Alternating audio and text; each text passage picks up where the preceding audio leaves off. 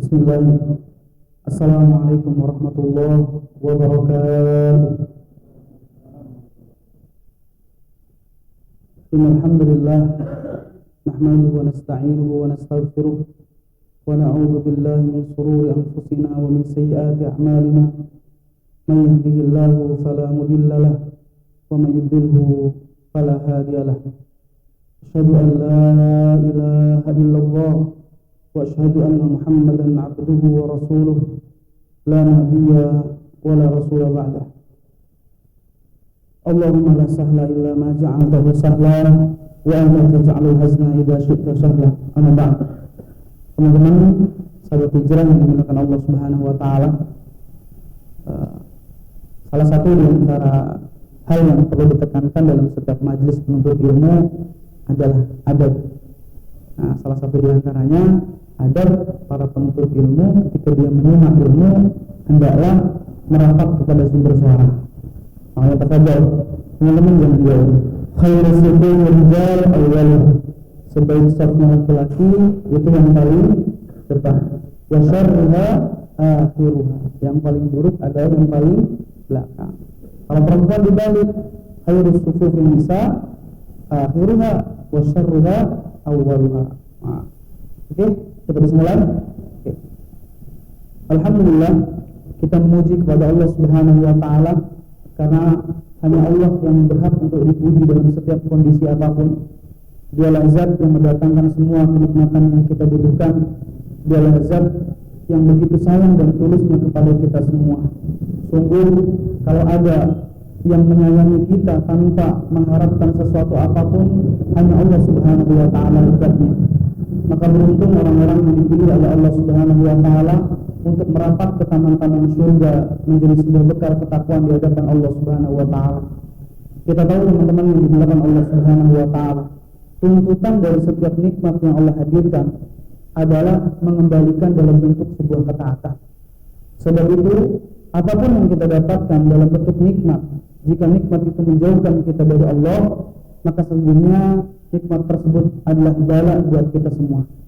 Tetapi kalau semua nikmat itu, kakang, teteh, menjadikan kita semakin dekat dengan Allah Subhanahu wa taala, tersenyum dan bahagialah, tandanya Allah memberkahi hidup kita.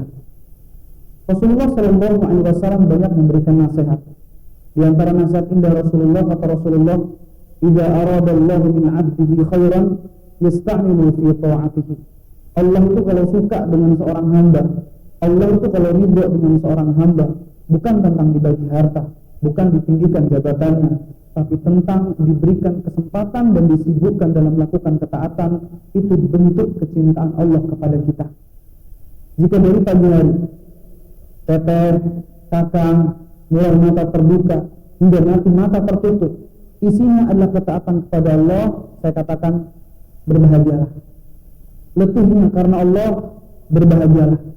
Tapi kalau dari pagi kita terbangun hingga nanti larut malam kemudian mata kita tertutup, isinya hanya kemaksiatan kepada Allah Subhanahu wa taala, maka menangislah, boleh jadi kesempatan itu terbuang sia-sia. Maka para ikhwan dan akhwat yang dimuliakan Allah Subhanahu wa taala, sesungguhnya kita hadir di majelis ini teman-teman sekalian, itu sama sekali bukan karena faktor kebetulan. Itu semua atas kehendak Allah Subhanahu wa taala. Jika kita hadir di sini tahu betul atas izin Allah Subhanahu wa taala, bukan karena hebatnya kita, bukan karena solehahnya teteh-teteh, maka tentu pasca kajian yang kita dapatkan di dalam hati adalah kelembutan hati, bukan kesombongan. Karena semuanya juga atas izin Allah Subhanahu wa taala.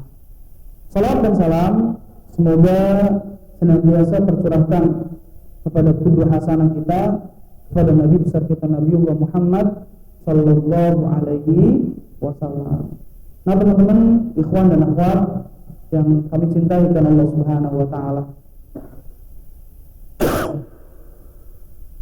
Sore hari ini kita akan berdiskusi santai, saling menasehati dalam ketaatan kepada Allah, berbicara tentang, ya Allah, kuinginkan surga. Siapa kiranya dari hamba Allah ini yang tidak menginginkan surga? Baik tua ataupun muda, kaya ataupun miskin, semua pasti menginginkan yang namanya surga. Karena bagi orang yang beriman, surga adalah satu-satunya tempat yang menjadikan air mata kita tidak lagi menetes. Surga adalah satu-satunya yang tempat di mana tempat tersebut tidak akan pernah mengecewakan kita abadan selamanya. Jika hari ini masih ada air mata yang menetes, ada hati yang terluka, ada perasaan yang hancur, maka sadarlah kita masih hidup di dunia. Nanti kalau kita sudah dimasukkan oleh Allah Subhanahu wa taala ke dalam surga, Allahumma amin, sudah tidak ada lagi air mata yang menetes, sudah tidak ada lagi kecewa, sudah tidak ada lagi perjuangan. Yang ada bagaimana menikmati waktu hanya untuk menghabiskan kenikmatan yang Allah janjikan. Terus dan terus. Bukankah sering sekali saya sampaikan, di antara orang yang akan dihisab di hadapan Allah adalah orang yang ketika dia di kehidupan di dunia, dalam hadis, dia adalah orang yang merenggut kenikmatan dengan cara bermaksiat. Dia zina, dia membuka hijab, dia melawan orang tuanya. Hampir semua kenikmatan dia renggut dengan cara paksa, dengan cara kemaksiatan. Ketika dia dimasukkan ke dalam neraka, dalam hadis qudsi dikatakan, Allah tanya sama dia, "Teteh, Kakang masih merasakan nikmat ketika bermaksiat dulu?" Orang ini hanya menangis seraya mengatakan, "Ya Allah, tidak ada kujumpai kenikmatan, yang ada hanya sakit." Dan begitu pula orang yang dimasukkan ke dalam surga. Ketika Allah tanya, "Ya fulan, ya fulana, masihkah kau merasakan sakit dibuli, sakit disakitin oleh orang lain, diintimidasi ketika berdakwah, dicaci maki ketika memegang sunnah?" Kata orang tersebut, "Demi Allah, ya Allah, tidak ada rasa sakit kecuali nikmat, nikmat dan nikmat." Biarkanlah Allah menguji kita dengan rasa sakit. Sepanjang-panjang rasa sakit kita tidak akan pernah mengalahkan panjang usia kita. Mesti akan ada akhirnya. Jika saya menasihati diri pribadi dengan mengatakan, jika hujan ada redanya, jika usia ada wafatnya, maka ujian pun akan ada usahanya. Pasti semuanya akan berlalu. Sebab itu ingat salah satu doa ketika kita berbuka puasa yang diajarkan oleh Rasulullah, di antara banyak doa, kata Rasulullah, "Dhahabad dhama'u wa batalatil 'uruqu wa thabatil ajru insyaallah." Dhahabad dhama'u, telah pergi dahaga, wa batalatil 'uruq, telah basah kerongkongan, wa thabatil ajru insyaallah, dan Allah sudah tetapkan pahala untuk. Menurut para alim ulama, hadis ini isyarah dari Allah Subhanahu wa taala bahwa bentuk ujian manusia dalam kehidupan ini persis seperti orang yang berpuasa.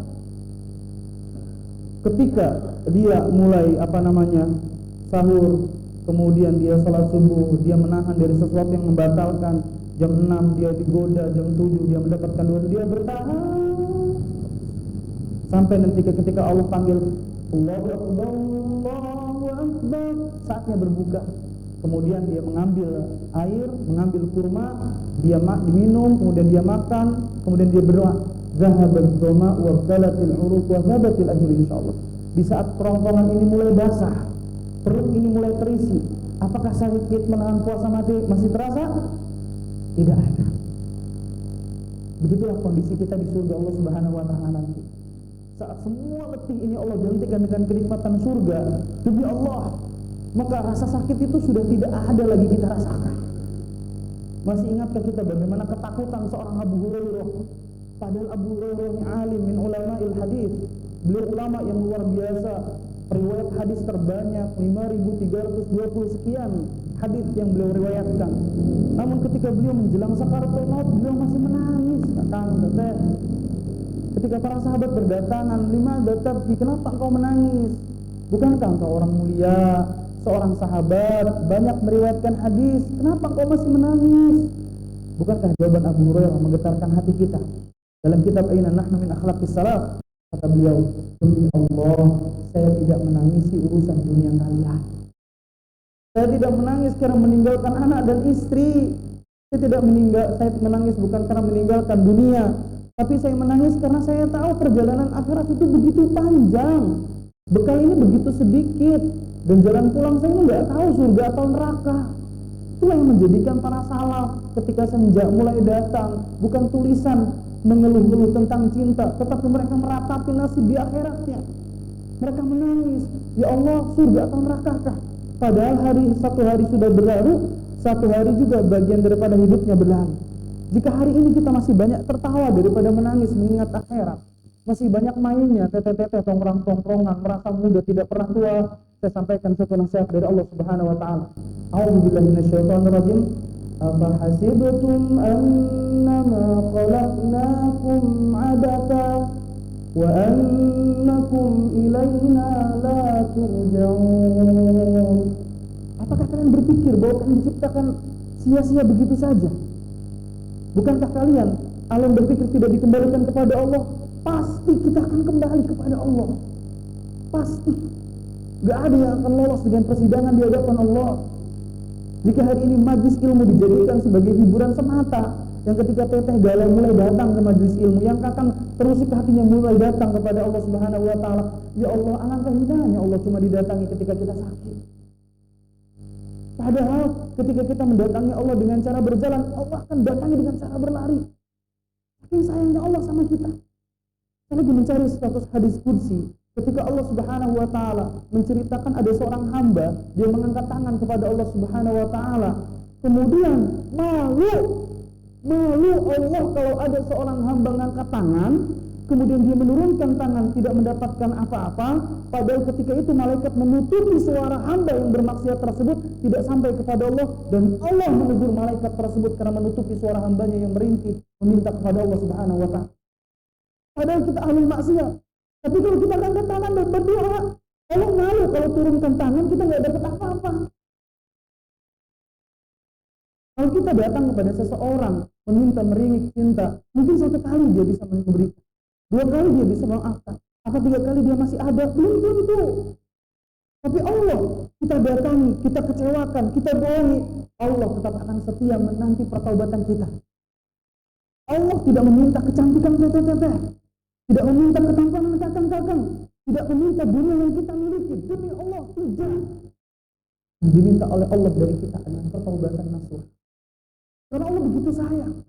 Sekarang saya tanya, apakah teteh-teteh yang sekarang sudah membalutkan hijabnya, menutupi auratnya, sudah merasa diampuni secara kafah oleh Allah? Belum tentu. Makanya tidak ada legalitas tersebut hingga kita merasa lebih baik daripada orang lain. Apakah kakang-kakang dengan duduk di sini sudah merasa soleh, dan saya pun berdiri di depan ini sudah merasa lebih baik? Salah, demi Allah tidak. Sebab itu tidak ada perasaan seorang hamba yang merasa cukup dengan beramal soleh. Terus dan terus. Karena kita tidak tahu garis finish kita itu ditutup dengan kata husnul khotimah atau nanti ditutup dengan kalimat su'ul khotimah. Wal'iyadzubillah. Para ikhwan dan akhwat yang dimuliakan Allah Subhanahu wa taala. Sebab itu Islam selalu mengajarkan kita optimis. Kalau minta surga, kata Rasulullah, yang diminta surga apa? Padahal kalau kita melihat keamalan sehari-hari kita, apakah kita pantas dimasukkan di surga Allah Firdaus? Tetapi begitulah Islam. Dia selalu mengajarkan optimisme dalam kehidupan ini.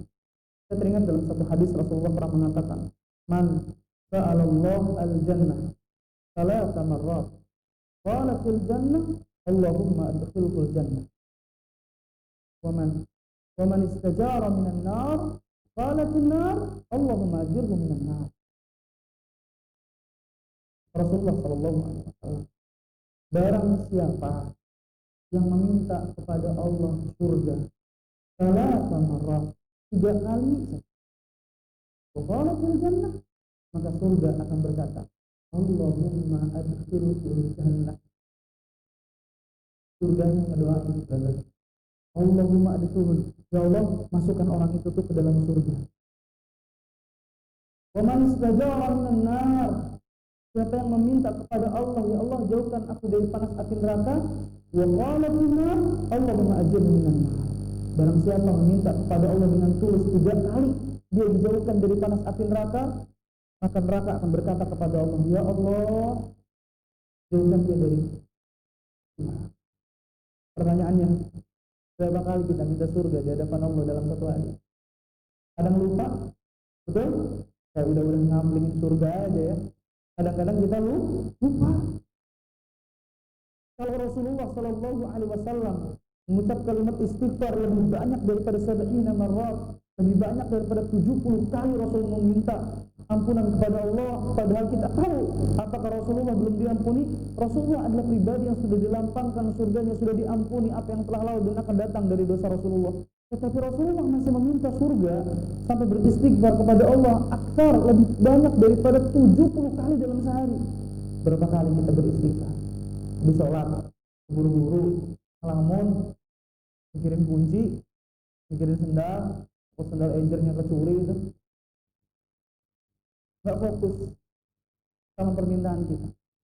Maka para ikhwan dan akhwat yang dimuliakan Allah Subhanahu wa taala,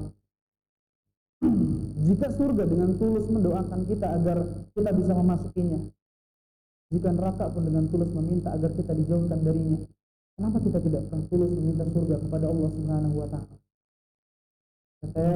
Kakang, demi Allah anak mencintai antum semua karena Allah. Oh, bukan karena surga dan neraka yang Allah ciptakan. Rasanya terlalu sakit hidup di dunia ini. Terus, apalagi zaman hari ini, yang kaya semakin kaya, yang miskin semakin miskin.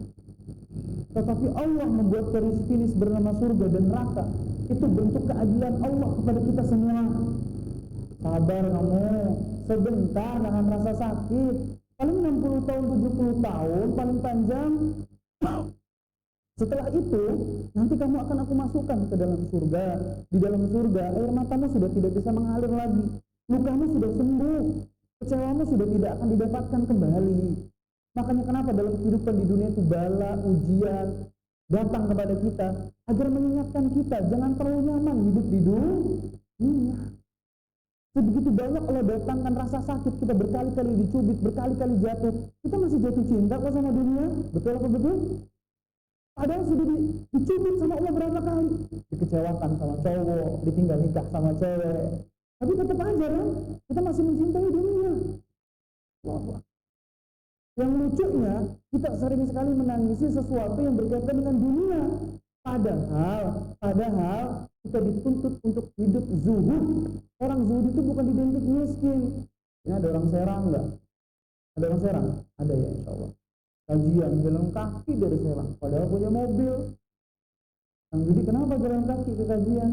Mau zuhud Pak Ustaz? Ini keliru, keblinger, kurang sesendok ya. Kalau sampai namanya zuhud seperti itu, lihat, zuhud adalah amalan yang mendatangkan dua cinta. Kalau teteh dan kakang ingin mencari satu amalan yang mendatangkan dua cinta sekaligus, hiduplah zuhud. Pertama, pasti dicintai Allah. Dua, pasti dicintai dengan hamba Allah. Datang seorang laki-laki meminta pertanyaan dan meminta petunjuk dari Rasulullah. Ya Rasul, dullani ala amalin idza amiltu wa habbani Allah wa habbani an-nas. Ya Rasulullah, tunjukkan kepadaku satu amalan yang apabila aku kerjakan, Allah cinta sama saya, manusia pun cinta sama saya. Apa kata Rasulullah? Izhar fi dunya yuhibbakallah, wazhar fi ma indan nas yuhibbakan nas. Zuhud kamu sama dunia, Allah pasti mencintaimu. Zuhud teteh dan kakang sama apa yang ada di tangan manusia, maka manusia akan mencintaimu. Definisi zuhud pernah ditanyakan oleh Imam Ibnu Qayyim kepada gurunya Syekhul Islam Ibnu Taimiyah. Apa itu zuhud? Kata Syekhul Islam Ibnu Taimiyah, tarku ma la yanfa'ul akhirah, itulah zuhud. Ketika kita meninggalkan sesuatu yang tidak bermanfaat untuk akhirat, itulah zuhud. Teteh punya gamis berapa di lemarinya? Yang dipakai berapa kalau keluar? Kalau kebanyakan berarti bukan zuhud. Sebab banyaknya pakaian tersebut tidak menjadikan kita bertakwa loh. Bahkan yang punya jam tangannya lebih daripada 4 gitu tuh, jadi kolektor jam tangan. Apalagi ada yang jadi kolektor manuk nih kan ya?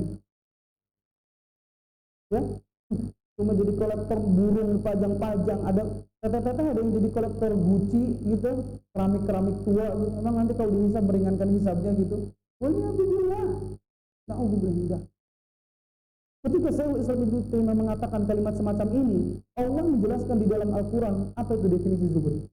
Kata Allah, orang zuhud itu, Anda lupa nih kalau teman-teman ada yang hafal Quran di sini cari ayatnya. Dalam ayat Al-Quran disebutkan likaila ta'sau ala ma fatakum wa la tafrahu bima atakum wallahu la yuhibbu kulla mukhtalin fakhur. Itu orang yang zuhud. Orang yang zuhud itu likaila ta'sau ala ma fatakum, ketika dunia tidak ada di genggaman tangannya, dia enggak berlebihan sedihnya, dia enggak berlebihan putus asanya. Walau tafrahu bima atakum, saat dunia pun ada di genggaman tangannya, dia enggak lebay berlebihan bahagianya. Di Lampung ada geger orang meninggal dunia gara-gara bahagia yang berlebihan. Ya, teman-teman kan hebat, disakitin masih nyengir itu cewek, bingung kadang-kadang. Di Lampung karena ada proses pembuatan jalan tol tuh, tanahnya kena gusur, namanya orang nggak punya gitu. Kalau dapat gusuran dapat harta ratusan juta, makin seneng lah, modal, mati, makin seneng. Kata misalkan dilamar seorang ikhwan yang selama ini antum tunggu-tunggu, dinanti setiap jenggotnya kena angin itu getar habis saya istirahat, lebay. Kata si ikhwannya, ya Allah ada akhwat dosa di sini contoh yang anak, masya Allah saya coba untuk hudul basah nggak bisa. Setiap jilbabnya berkibar, hatiku berdebar. Naudzubillah min dzalik. Lebay. Itu dilamar saking senangnya akhwat bisa mati jengkring kan? Ya Allah kan iman kami, lamar kita modal stres. Makanya jangan berlebihan ketika dunia datang, bahagianya. Jangan pula terlarut-larut dalam kesedihan ketika dunia tidak kita miliki. Punten, kalau berbicara dunia bukan hanya tentang harta, termasuk tentang laki-laki dan perempuan yang kita cinta. Itu isi daripada dunia. Ada orang cinta banget sama suaminya, itu dan dikecewakan. Rasa. Ada suami itu yang cinta banget sama istrinya, sampai dia apapun yang diminta oleh istrinya diturutin. Sampai jangan kajian, jangan nyonya. Jangan ngobrol sama temennya. Apa kali ngurusin nggak jelas kayak gitu? Jangan nyonya. Sama kebalikannya. Tapi ketika dia dikecewakan dia baru tahu. Bukankah orang yang banyak bercerai dalam pernikahan dulunya saling mencintai? Sama. Makanya kalau hari ini kita menghadirkan cinta melebihi kecintaan kita kepada akhirat, tidak ada kecintaan yang melahirkan kebahagiaan kecuali kecintaan kepada Allah. Selainnya hanya mendapatkan kekecewaan. Itu orang yang zuhud. Maka perempuan ini dimulai Allah Subhanahu wa Ta'ala. Kalau kita ingin hidup ini bahagia di dunia hingga sampai ke surga Allah, zuhud. Jadi zuhud. Contoh, saya ingin mengajak teman-teman sekalian untuk terbang ke satu tempat di era tabi'in bernama Basrah. Di mana di Basrah ada seorang ulama bernama Hasan, maka dijuluki Hasan al-Basri. Ulama ini spesial, dia anak seorang budak Khairah. Khairah ini budaknya Ummu Salamah. Di mana Ummu Salamah adalah istri Nabi yang masya Allah luar biasa. Masya Allah nih, teteh, saya katakan, istri Nabi itu dipilih oleh Nabi pasti memiliki keutamaan. Jangan sampai antum memiliki istri cantik kagak, harta nggak punya, keturunan nggak ada, agama nggak ada, repot, cerewet pisah. Waduh, lengkap derita antum. Tapi Rasulullah menata dari mulai Ibunda Khadijah sampai menikahi Saudah binti Zam'ah, menikahi Aisyah, menikahi Hafsah, terus itu semuanya ada strategi dakwahnya Rasulullah Shallallahu Alaihi Wasallam. Termasuk menikahi Ummu Salamah. Ummu Salamah adalah seorang perempuan yang cantik, zakiyah, dia cerdas. Di antara istri-istri Nabi yang pandai menulis, pandai membaca adalah Ummu Salamah. Itulah sebabnya kenapa penting memilih istri yang pintar. Jangan ngomong cari istri antum yang nggak nyambung sama antum. Antum udah bicara ke planet Mars, dia masih ubuk-ubukan pasar keranggot. Orang nyambung, udah bicara perjuangan, dia kan rumah tahlil. Ciri belum-belum doang. Tangan no, orang. Perjuangan. Salah. Ummu Salamah, bagaimana cerdasnya beliau memberikan ide-ide cemerlang kepada Rasulullah. Di saat Rasulullah berangkat sama para sahabat ingin haji, tiba-tiba orang-orang musyrikin Quraisy memboikot beliau haji. Kata Ummu Salamah, ya Rasulullah, bolehkah saya memberikan ide dan saran? Kata Rasulullah, boleh. Kau keluar, kau halul botak di kepala engkau, kemudian kau sembelih kambing tersebut, biar para sahabat mengikuti. Akhirnya para sahabat itu mengikuti. Padahal Nabi dibimbing langsung oleh Allah masih menerima saran istri. Antum dan kita bukan Nabi. Kenapa kalau istri ngasih saran antum diam? Diam dong. Tapi teteh, yang namanya saran bisa diterima, bisa ditolak. Jangan ngasih saran tapi maksa. Masa ini ngasih saran tapi nggak dipakai. Jangan, masya Allah. Maka beriman dalam hati Allah subhanahu. Hasan al-Basri ini punya karakter luar biasa. Beliau berguru langsung dengan sahabat Ali bin Abi Thalib. Makanya kenapa Hasan al-Basri didetik dengan ulama yang memiliki sifat zuhud? Sebab gurunya pun adalah orang yang zuhud, Ali bin Abi Thalib. Apa tips beliau agar kita hidup ini tenang? Baik teteh ataupun kakang, anak pribadi belajar dari beliau ini. Kata beliau, ada 4 hal yang menjadikan hatiku tenang dalam kehidupan ini. Masih zuhudikah? Apa rahasia zuhud duhai Hasan al-Basri? Tanya seseorang kepada beliau. Kata beliau, 1. Alimtu rizqi lam ya'khudhahu ghairi fatma'anna qalbi. Saya yakin betul rezeki saya tidak mungkin tertukar oleh orang lain. Sebab itu hatiku tenang. Teteh boleh sama jualannya di online. Apa rezekinya sama? Enggak. Kakang boleh buka ruko dengan sama orang yang di sebelah. Apa rezekinya sama? Enggak. Kalau kita punya prinsip bahwa rezeki kita tidak mungkin tertukar oleh orang lain, demi Allah pasti dilahirkan ketenangan. Karena rezeki itu sebanding lurus dengan kehidupan. Hidup kita masih hidup, masih ada rezekinya. Kalau kita sudah habis hidupnya, habis rezekinya. Itu harus dipahami. Bahkan tauhid dasar kita belajar kitab usul salasah, kitab tauhid, yang paling dasar diajarkan ada tauhid rububiyah, meyakini bahwa Allah adalah zat yang maha esa dalam memberikan rezeki. Tapi masih banyak di antara kita yang kalau nggak kredit riba saya nggak punya motor Pak Ustaz. Kalau nggak kredit riba nggak punya mobil Pak Ustaz. Nggak punya rumah. Emang Allah mewajibkan kita punya rumah, punya motor? Kan enggak. Allah cuma mewajibkan kita untuk ibadah. Nggak apa-apa ngontrak, tapi isinya ibadah. Mereka yang punya harta mungkin bisa membeli rumah yang megah. Apakah mereka bisa membeli ketenangan di dalam rumah? Enggak.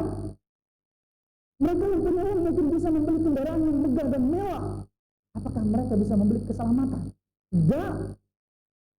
Jadi kalau kita hidupnya sederhana seperti Rasulullah memandang kehidupan, demi Allah apapun yang Allah bagi pasti kita bahagia. Makanya orang mukmin itu anti galau. Allah yang menyebutkan qad aflahal mu'minun. Sungguh telah bahagia orang mukmin. Karena syarat bahagia itu bukan kaya, tetapi syarat bahagia adalah beriman. Itulah sebabnya kenapa Bilal bin Rabah dihimpit di bebatuan di tengah padang pasir masih tersenyum indah di wajahnya dengan kalimat ahadun ahad. Masih tersenyum. Itulah menjadi alasan kenapa saya memberikan putri anak yang ketiga dengan nama Sumayyah, karena beliau adalah seorang ibu daripada Ammar bin Yasir yang berobek kemaluan hingga perutnya hanya untuk mempertahankan kalimat tauhid. Masya Allah. Itulah kenapa rahasianya para sahabiah nggak pernah diajak jalan-jalan sama suaminya, ditinggalkan suaminya untuk ke medan perang, yang dibawa pulang bukan oleh-oleh tapi luka, dan kata suamimu telah meninggal dunia, tapi mereka masih bisa tersenyum karena mereka paham bahwa kehidupan di dunia itu hanya sementara. Kalau kita berpikir seperti itu teman-teman yang dibilang Allah Subhanahu Wa Taala, rasanya nggak ada alasan seorang mukmin itu tidak tersenyum dengan mukmin yang lainnya. Sebab semuanya sudah diringankan oleh Allah Subhanahu Wa Taala. Pertama, tips agar kita zuhud kata Hasan al-Basri, jadilah pribadi yang meyakini bahwa rezeki kita tidak mungkin tertukar oleh orang lain. Yang kedua, saya tahu bahwa amalan saya tidak bisa diwakilkan oleh orang lain. Makanya saya menyibukkan diri untuk beramal soleh. Fokus beramal katanya. Jangan sibuk mencibirin orang lain, sibuk ngoreksi, sibuk mengumbar aib orang lain. Kita sendiri saja masih banyak kekurangan. Kenapa kita tidak menyibukkan diri sendiri untuk beramal soleh? Sholatnya udah benar, sholatnya sudah khusyuk, tilawah Al-Qurannya sudah mana, hafalan Al-Qurannya sudah ayat berapa? Sibukkan diri dengan beramal soleh. Allah. Yang ketiga, kata beliau, alimtu anna Allaha mutli'un alayya fastahaitu an uqabbilahu 'alal maksiyah. Saya tahu Allah melihatku. Sebab itu saya malu kalau saya berjumpa dengan Allah dalam kondisi bermaksiat. Saya sedang menasihati anak pribadi teman-teman sekalian, tidak lagi menggurui teman-teman. Betapa banyak, sering saya mengulang kalimat-kalimat ini. Betapa banyak kita terlihat seperti orang alim di keramaian, menjadikan syaitan musuh bebuyutan, tapi menjadikan syaitan teman setia ketika kita dalam kesendirian. Ini buktinya. Bukankah barang ini yang sering mengajak kita bermaksiat ketika kita sendirian? Bukankah barang ini yang seolah-olah kita menganggap bahwa kita tidak dilihat oleh Allah? Bukankah barang ini yang menjadikan kita tengok kanan kiri, gak ada teman sepengajian, gak ada orang yang lihat kita, kemudian kita bermaksiat? Sering sekali kita teriak-teriak bak seperti ulama besar di tengah keramaian, tapi ketika kita dalam kesendirian kita menjadi ahlul maksiat yang bangga dengan kemaksiatannya. Maka jadilah orang yang muhsin, yang setiap tindak tanduknya,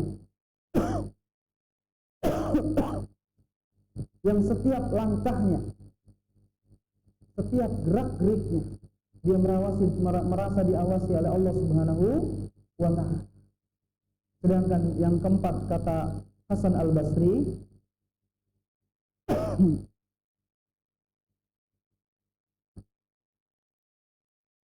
alimtu annal mauta yantazirun. Saya tahu betul bahwa kematian itu menunggu saya. Fa'adatu zada liqa'illah. Sebab itu saya senantiasa mempersiapkan bekal untuk berjumpa dengan Allah Subhanahu wa ta'ala. Dan apa bekal terbaik kita? At-taqwa. Wa tazawwaju fa inna khaira zadi at-taqwa. Dan itulah kenapa pembahasan kita di sore hari ini, amalan apa yang banyak menjadikan orang bisa memasuki surga? Ini ditanyakan oleh seorang sahabat. Jadi pokok pembahasan kita insyaallah moga-moga masih ada waktu insyaallah. Qala Rasulullah sallallahu alaihi wasallam an aktsari ma yudkhilun nasal jannah. Rasulullah sallallahu alaihi wasallam ditanya oleh seseorang, amalan apa yang banyak menjadikan seseorang itu masuk surga? Amalan apa? Dua. Taqwallah wa husnul khuluq. Takwa kepada Allah dan akhlak yang baik, dua amalan ini yang menjadikan kita mudah masuk surga dan banyak menjadikan manusia penghuni surga. Takwa Allah wa husnul khuluq. Wa sunnah Rasulullah sallallahu alaihi wasallam an aktsari ma yudkhilun nasan nar. Kemudian Rasul pun ditanya amalan apa yang banyak menjadikan orang itu dimasukkan ke dalam neraka. Dua juga.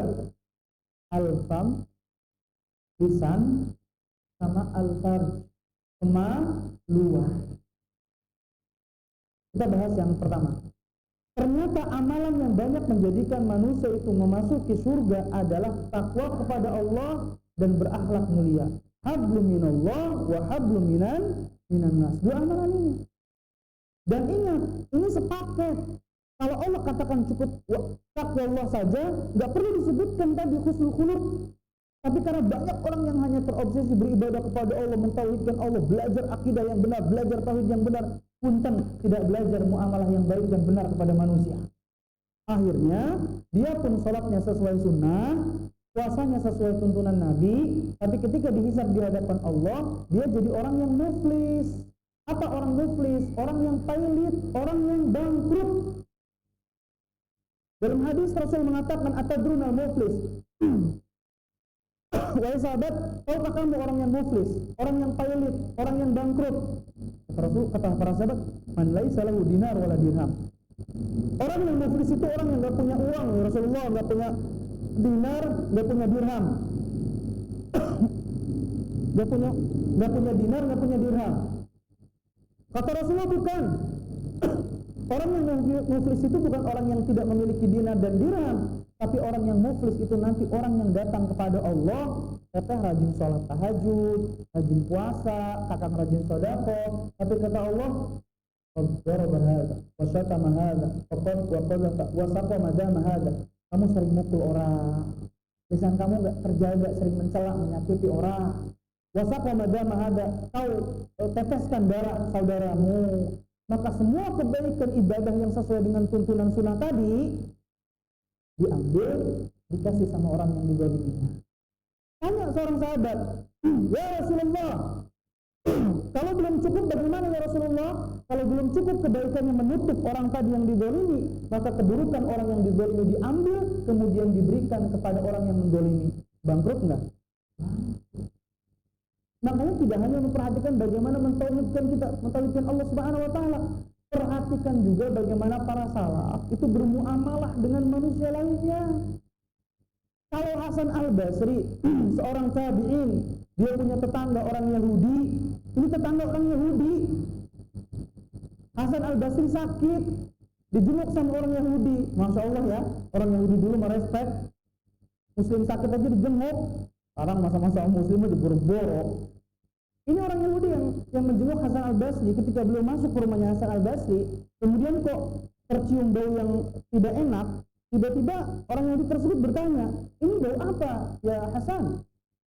Ini bau cairan itu. Nah, ditunjuk ke sudut rumah ada cairan yang menggenang. Itu cairan apa? Dicek sama orang Yahudi. Turutin cairannya, ngalir. Ternyata cairan tersebut adalah sumber daripada spiteng atau air kotoran yang mengalir dari rumahnya Yahudi itu masuk ke dalam rumahnya Hasan al-Basri. Orang Yahudi tersebut bertanya, sudah sejak kapan ini? Nggak lama, 10 tahun. 10 tahun? Kenapa engkau tidak katakan kepadaku jika air ini menggenang dan mengalir ke rumahmu? Saya takut mengusik ketenangan. Ya Hasan, sungguh luhur, sungguh baik akhlakmu. Saksikan ya Hasan al-Basri. Asyhadu an la ilaha illallah wa asyhadu anna Muhammadar Rasulullah. Dulu orang Yahudi belum didalilin, baru dilihatin akhlak masuk Islam. Kita baru tahu dalil 1 2 3, ngedeketin orang malah mental. Yang mau deket ngaji nggak jadi. Baru hafal hadis, la ta'kulu bishimal katanya. Jangan makan tangan kiri. Karena setan itu kalau makan tangan kiri. Teman-teman lagi makan kan kajian pakai tangan kiri.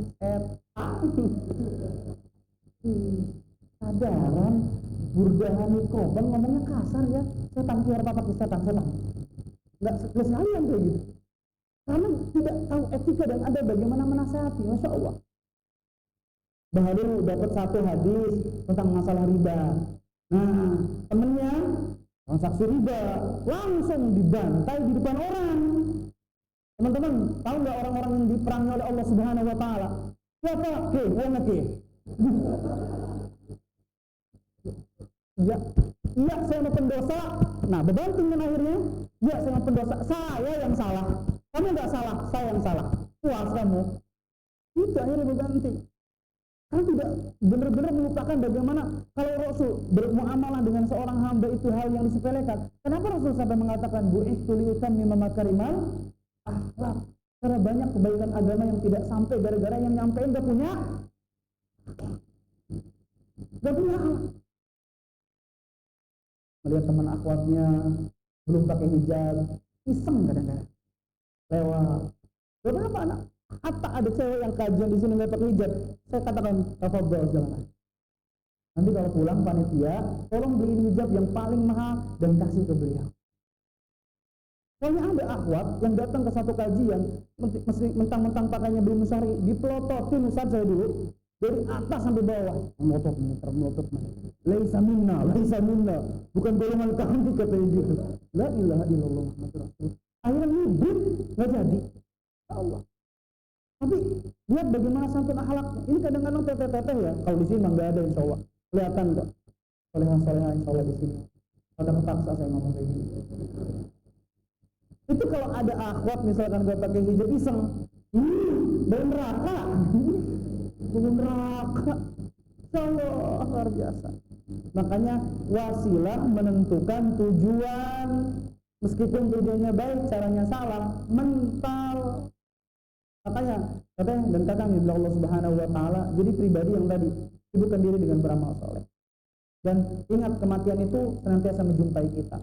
Kalau kita tahu bahwa amalan terbaik adalah bertakwa kepada Allah Subhanahu Wa Taala, kemudian bermuamalah dengan akhlak yang baik. Karena orang yang akhlaknya paling baik, terutama akhlak kepada Allah Subhanahu Wa Taala, itu ditempatkan di tempat duduknya paling dekat dengan Rasulullah Shallallahu Alaihi Wasallam. Luar biasa orang yang berakhlak.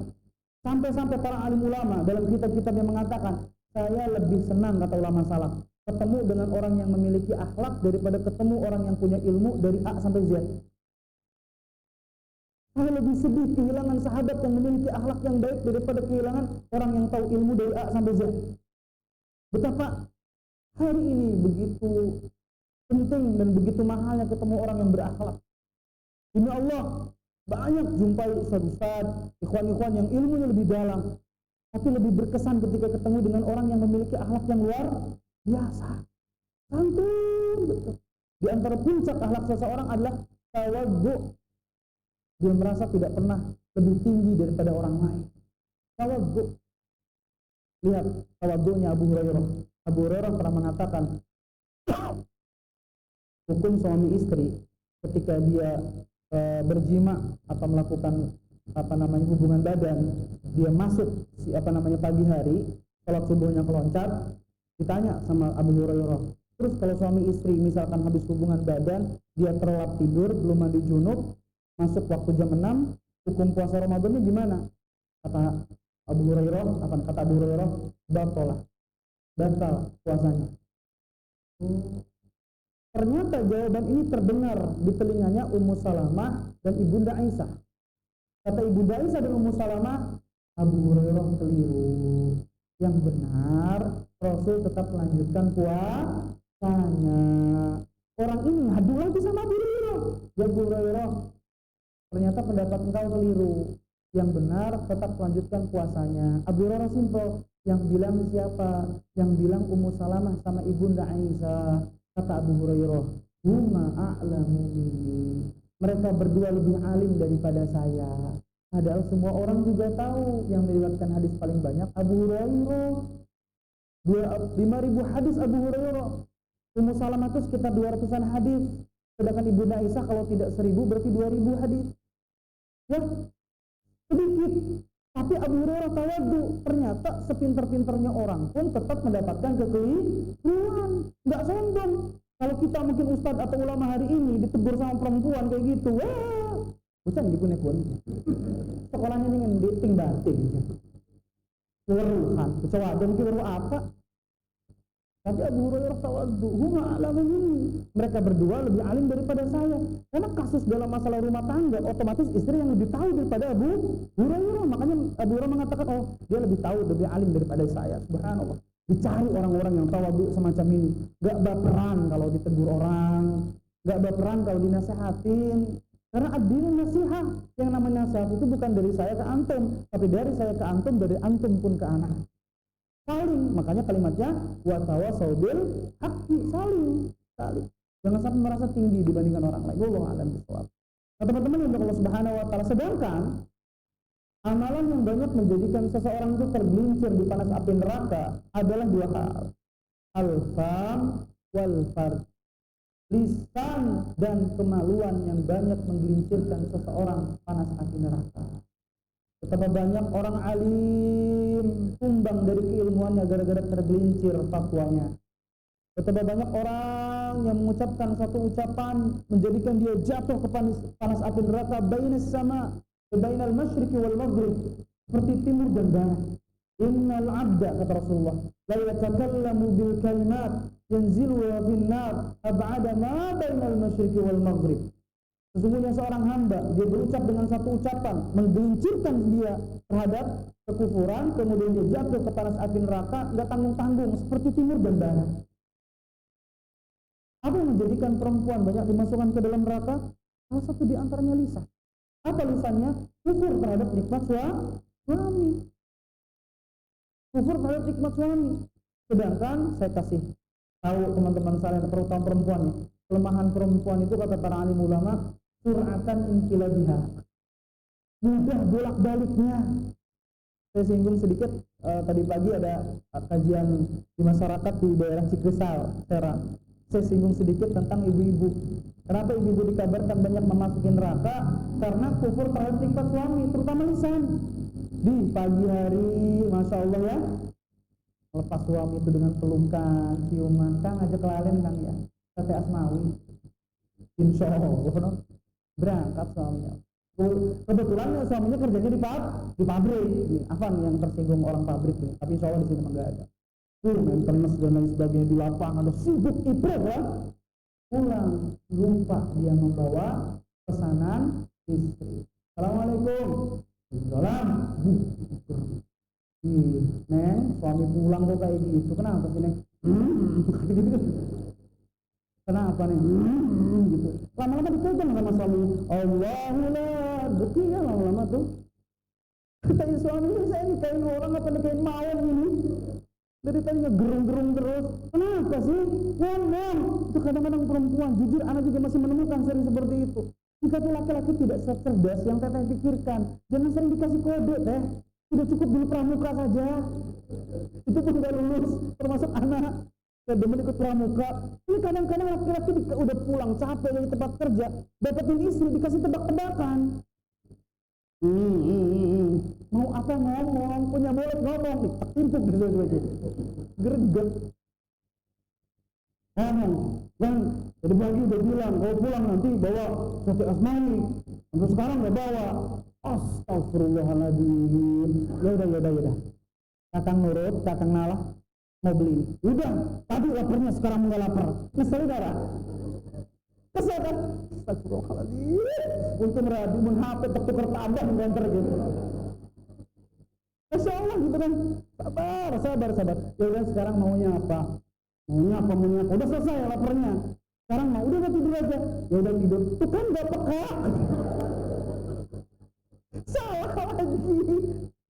Emang kita laki-laki tercipta untuk salah kan? Salah terus. Allahu Akbar. Kan kasih tebak-tebakan. Akhirnya udah gurak ngomongin masa lalu. Rusuk ngomong. Oh kan? Ayo membahagiakan seorang istri dengan satu tusuk sate asmawi. Dan dibawa orang terlalu kakak mah. Gak pernah membahagiakan. Satu, kufur tidak?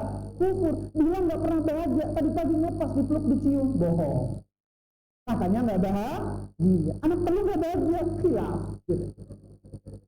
Masalah.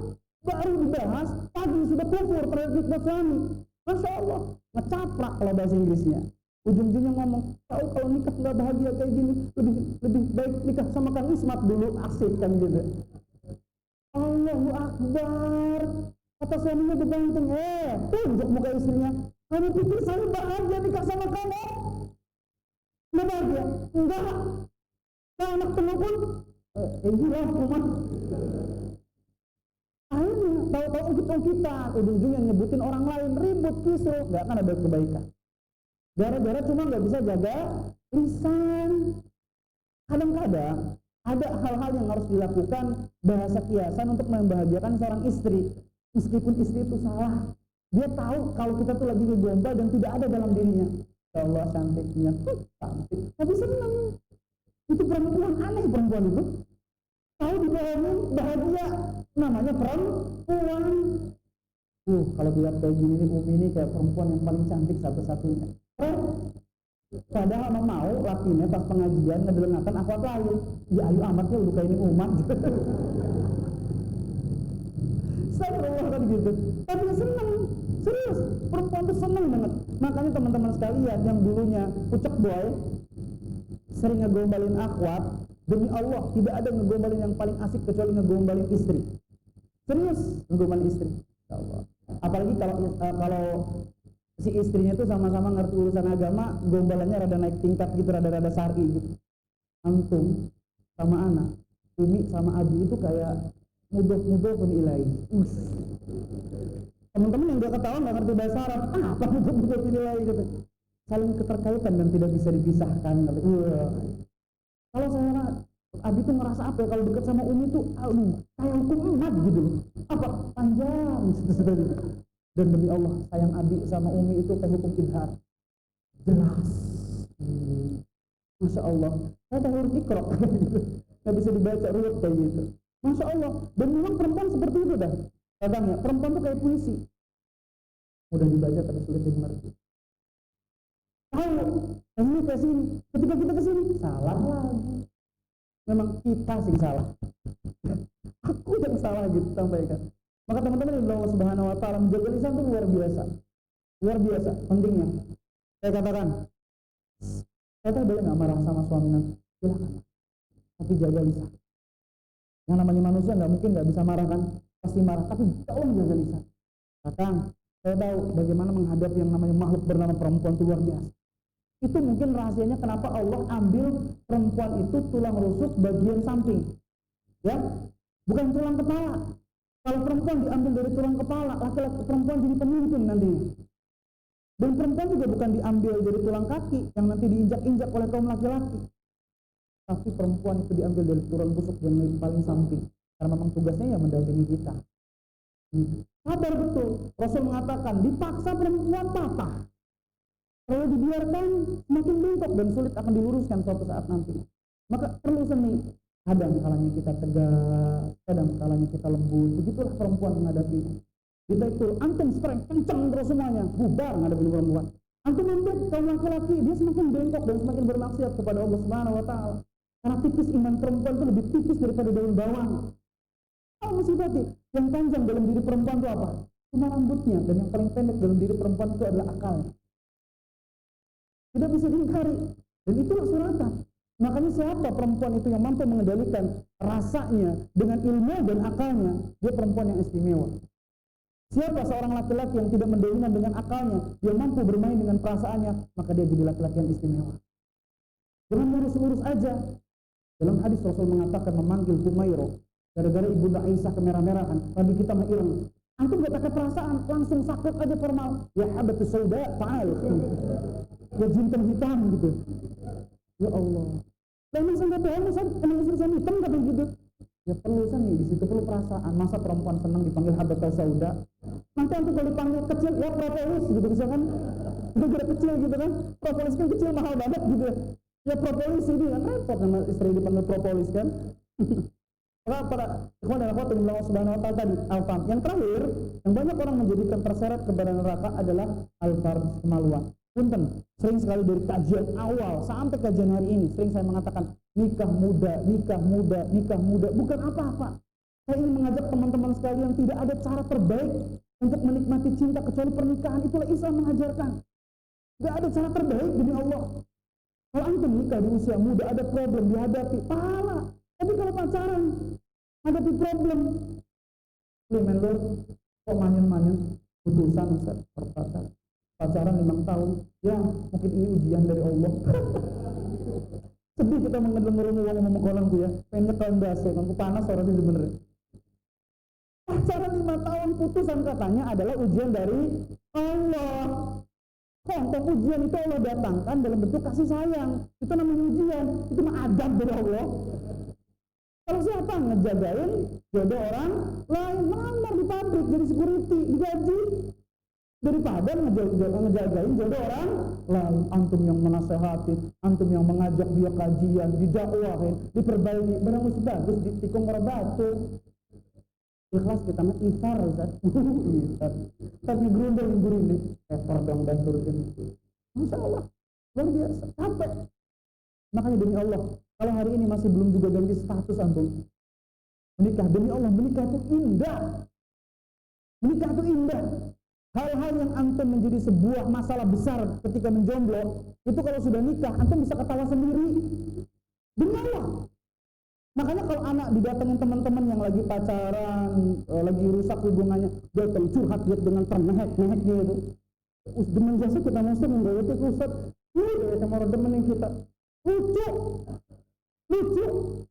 Terus barusan tadi malam di Serang, mau masuk rumah teman mau nginep, ada pasangan gitu, dikejar. Kamu kemana? Turun dari mobil, suap kayak film-film gitu tuh. Saya malu aja pakai gamis kalau mau pengen ngasih video gitu tuh. Kayak film-film telenovela gitu. Udah jangan, kata istrinya gitu. Tahu istri atau siapa gitu, perempuan. Tapi tebakan kayaknya bukan istrinya tuh, Ustaz katanya gitu. Banting gitu. Tahu udah jauh, kata yang laki. Bener kamu, mau jalan kaki? Balik lagi naik mobil. Lucu ya, perempuan tuh suka drama betul. Ya, orang pacaran ngeng, ribut di motor, tuh di Lingkar Selatan kan sering kelihatan itu. Di mobil itu ngapain anak-anak SMA, SMP gitu. Turunkan aku di sini. Oh, lo soal celananya cekrek, mundur. Emang kebangetan kamu mah. Rekon mobil. Mungkin salah nani. Ingat jadi orang lanang kita sih salah. Gitu. Selalu seperti itu dan punten orang yang pacaran itu ngabisin waktu, ngabisin materi, ngabisin pikiran. Allah. Jadi nggak selesai-selesai. Kalau kata hari ini, masya Allah, para salaf nikah. Kayak Ibunda Fatimah umur 15 tahun nikah. Ibunda Khadijah itu menikah pertama kali umur 14 tahun. Allah. Ibunda Aisyah itu, Ustaz belum dewasa, saya belum kayak gini. Emang antum pikir Ibunda Aisyah dinikah Rasulullah udah dewasa? Punten. Kalau bahasa orang Cilegon masih belong, tahu masih belong? Hah? Apa bahasa Indonesia apa? belepotan. Loh, ini sahih. Buktinya yang ngelap ibunya Ibunda Aisyah kan? Dilap dulu ketika Rasulullah ingin masuk, sudah mau di di hidup satu rumah umur 9 tahun, dia sama ibunya, saking belong. Tapi kita tuh yang datang ke sini, Masya Allah, kalau perawatan kecantikan jangan ditanya. Pinter kalau dandan mah. Masya Allah, luar biasa sebelum dinikahi. Udah dinikahi ala kadarnya. Nih, nggak mandi. Habis amat sih. Pakai parfum tadi. Larang dengan toko beras. Allah. Kenapa ketika lebih single-single kayak gini tuh mau datang kajian aja, Masya Allah, ritualnya berendam itu rupa gitu. Ya Allah gitu. Cara ngelangkahnya juga bijak, gitu. Biar diamatin. Pengenin banget. Orang muslim, gingkrik. Nggak ada yang dikemangan, langsung dikanggung sikilin duhur. Masya Allah. Makanya orang pacaran itu fata morgana. Demi Allah, fata morgana. Semua yang ditampilkan itu sesuatu keindahan, padahal bohong. Cara makan aja orang pacaran beda sama suami istri. Kalau pacaran, dikit, miring, tutup, terus udah neng, udah. Saya mau ke belakang dulu ya. Belum pengen ngentut. Coba terus dia laki, dia sambil makan, beus. La ilaha illallah, no. Amin lagi. Prima ya. Kenapa perempuan tuh kalau sudah dinikahi tidak lagi menarik ya? Tapi kalau suaminya pengen poligami, suka sama perempuan lain itu, suami mata jelalatan. Itu kan mata laki-laki bisa diredam. Salah satu diantaranya ketika seorang perempuan mampu menundukkan pandangan seorang suami. Salah satu diantaranya kenapa ciri perempuan soleha itu idza nazarta ilaiha sarabka. Kalau dipandang nyenengin, bukan tentang cantik, tapi mampu membuat suasana menarik dan nyaman. Termasuk Ibunda Khadijah, kalau urusan cantik 65 tahun, cantiknya gimana sih? Secantik-cantik nenek-nenek gitu 65 tahun, primen sih, dijewer orang balik maling. Ya kalau tertutup masih cabi gitu ya, ditarik kenceng, langsung balik lagi. Nenek-nenek gitu misalkan, tapi kenapa Ibunda Khadijah selalu yang pertama di hati Rasulullah? Karena pengorbanan dan ketaatannya. Itu jadi poin kita bersama ya. Maka peragat dari ngomong jomblo ya. Terus waktunya lewat itu. Alam besar yang jelas. Tadi ingat, kalau berbicara tentang cinta, maka menikah jalan satu-satunya. Ketika teman-teman ngecek hadis yang berkaitan dengan asbabul urud, ya ma'syarus syabab, man istata'a minkumul ba'ah, wahai anak muda, jika engkau memiliki kemampuan maka menikahlah. Itu datang laki-laki dengan tidak memiliki harta, minta kepada Rasulullah nasihat tentang pernikahan. Rasul memberikan nasihat seperti itu. Apalagi kalau laki-laki nih, Allah, tolong sih kan, sempat nikah kan, belum punya ini, belum punya itu, siapa yang menjamin? Sudah, yudnikumullah, Allah akan kayakan. Iltamizul ghanmi fi nikah, kata Imam Ibnu Mas'ud. Kamu yang nikah, Allah kayakan. Kasihan nih perempuan-perempuan yang hanya menunggu, menanti, ngopi, sebelum matahari, tulis puisi. Ya Allah, kapan imamku hadir? Kan belum tak jadi imam. Ampuran di sholat gitu. Iya sudah. Kan tolong halalin aku. Emang sirahnya haram kan? Sedih, dikasih kode tapi nggak peka laki-lakinya. Pekok.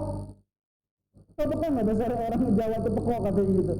Masalah, Kang halalin aku. Emang sirahnya haram aja. Ambil net apa label di MUI katanya kalau haram. Ya Allah. Kan lihat meringis-meringisku kan gue. Ya sedih. Ustaz, apakah perempuan itu hanya diciptakan untuk menangis Ustaz? Ya Allah sedih. Berani malah yang udah punya istri. Kalau antum kalah sama orang yang sudah punya istri, tanggungan mereka lebih banyak, tapi mereka udah yakin karena mereka sudah mengalami berumah tangga. Yakin. Dulu saya menikah tidak memiliki apa-apa, sudah punya anak, punya istri. Kalau berikan harta yang berkecukupan, karena Allah pasti menghadirkan apa yang kita butuhkan, bukan apa yang kita inginkan.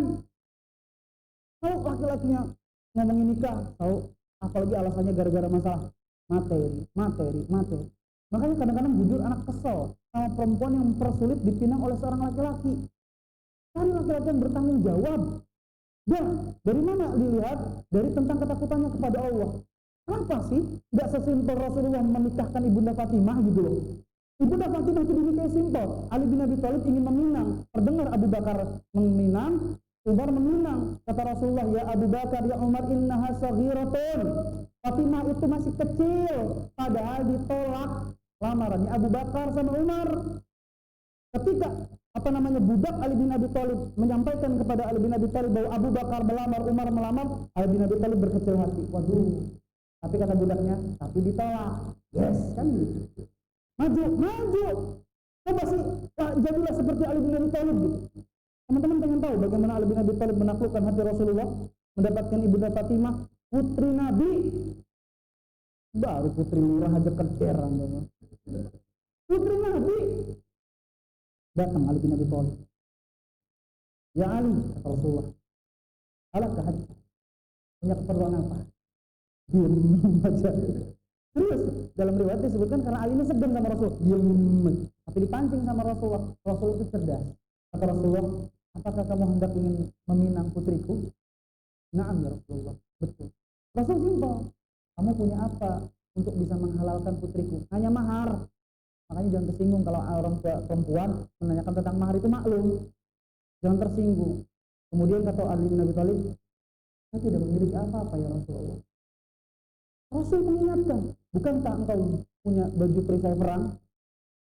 Ali bin Abi Thalib ingat. Terus Ali bin Abi Thalib bilang gini, ya Rasulullah, itu harganya tidak lebih daripada 4 dinar atau 4 dirham, begitu murah. Ya Ali, saya nikahkan kau dengan putriku dengan mas kawin yang disebutkan tadi. Subhan. Simpel. Coba antum nikahi akhwat sekarang. Harus digedor. Gaunnya 3, ada adat Sunda, Sunda kelapa, Sunda wiwitan. Gara-gara urusan catering, nikah bubar. Yang satu pengen makanannya Sumatera, yang satu pengen makanannya Jawa Barat. Ribut. Sebenarnya nikah itu mudah. Yang sulit dan paling mahal itu gengsi. Makanya teteh belajar ngaji jangan sampai di sini. Tanamkan ke keluarga juga. Biar ketika ada laki-laki soleh datang tapi dia belum dititipkan harta, dia mampu diterima. Jangan ngaji cuma buat diri sendiri. Ketika laki-laki soleh datang ngelamar, punya apa? Dia apa sih Rani? Orang dia apa-apa? Dating jalan bapaknya. Balik meranakah? Orang dia apa? Cara menikahi anak kita. Akhirnya sakit hati. Orang soleh ditolak gara-gara materi. Hati-hati. Hari ini dia tidak punya apa-apa. Kalau punya apa-apa sebenarnya bukan teteh. Ya enggak? Iya nyanggur banget. Gitu. Makanya teman-teman yang Allah Subhanahu wa taala, jadikan pernikahan itu adalah solusi untuk melampiaskan rasa cinta kita. Allah tidak melarang kita jatuh cinta, yang Allah larang kita jatuh dalam kemaksiatan. Allah alam bisawab. Itu saja mungkin. Tafadhol, kalau teman-teman ada yang ingin bertanya, silakan.